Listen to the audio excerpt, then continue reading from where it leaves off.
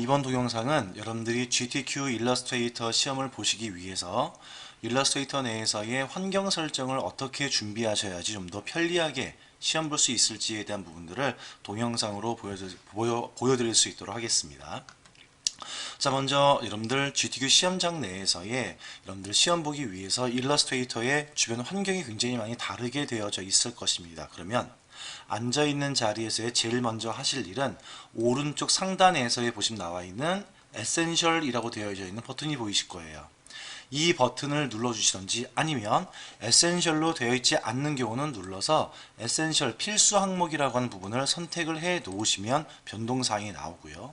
이 에센셜 항목들도 굉장히 많은 설정사항의 변화가 있기 때문에 모든 컴퓨터 시스템을 다 초기화하기 위해서 하단에서의 세 번째 있었던 리셋 에센셜이라고 하는 메뉴를 선택해 보시는 겁니다.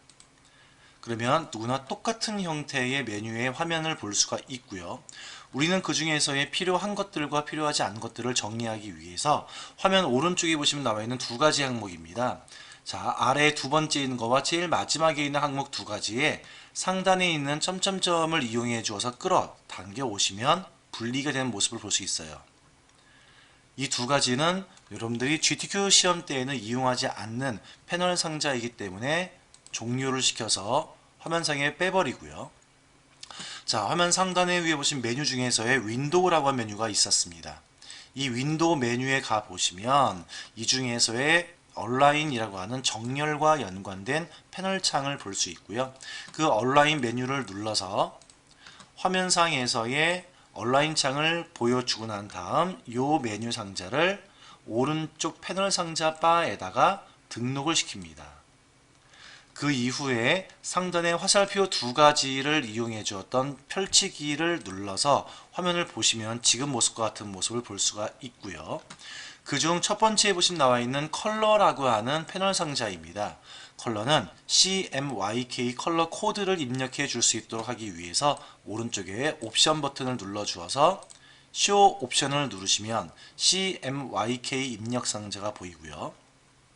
자, 그 아래 스와치 브러쉬 심볼스를 내려가서 하단부에 보시면은 스트로크가 보이죠? 외곽선을 설정하기 위한 패널 상자인데 이 또한도 오른쪽에 옵션 상자를 눌러 주어서 쇼 옵션을 누르시면 패널 상자 스트로크 안에서의 여러 옵션 사항의 항목을 볼 수가 있습니다.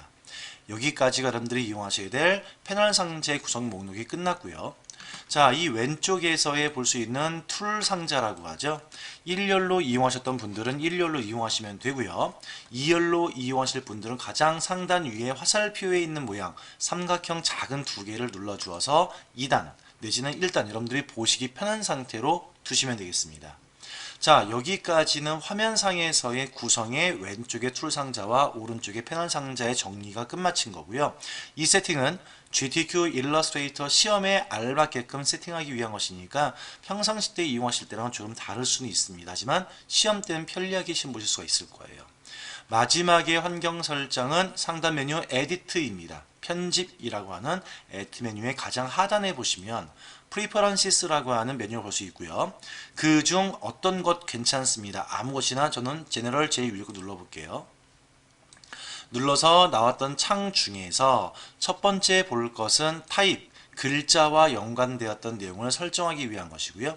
타입에 대한 사항은 중요한 것이 중앙에 있었죠. Show Font Names in English에다가 체크를 해제한 것이 맞죠. 선택을 해 놓으시면은 여러분들 보시는 글자체에서의 폰트 이름을 영문으로 보여줄 것이니까 불편함이 있습니다. 선택을 해제하셔야 됩니다. 그 다음 확인사항의 두 번째는 유니트라고 하는 것이겠죠.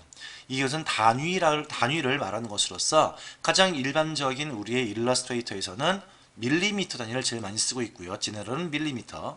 그 다음 스트로크와 타입 나머지 모두 포인트 단위로 선택해 놓은 것이 좋습니다. 세 가지만 확인하시면 되겠죠.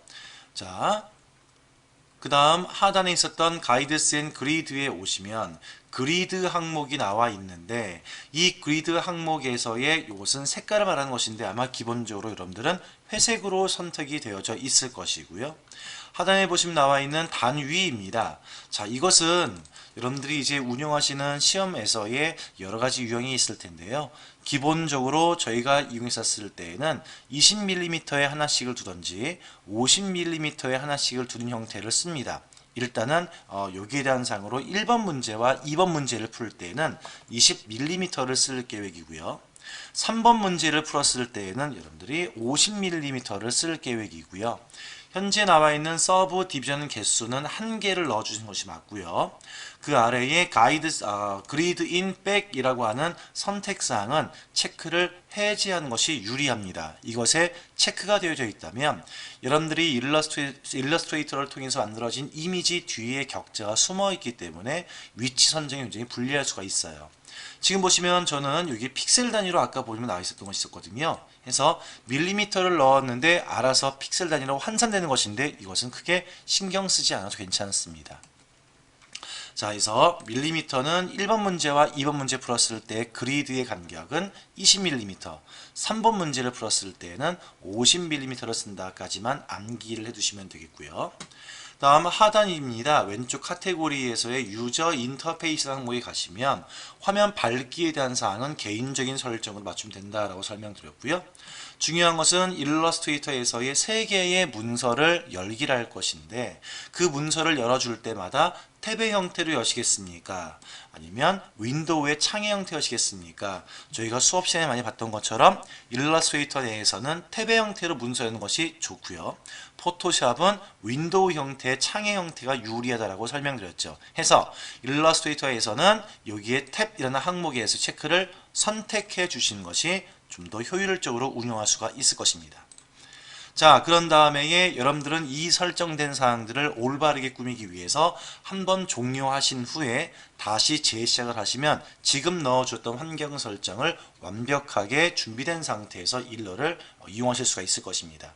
여기까지 GTQ 일러스트레이터 시험을 보기 위한 환경 설정에 대한 부분들을 설명을 드렸습니다.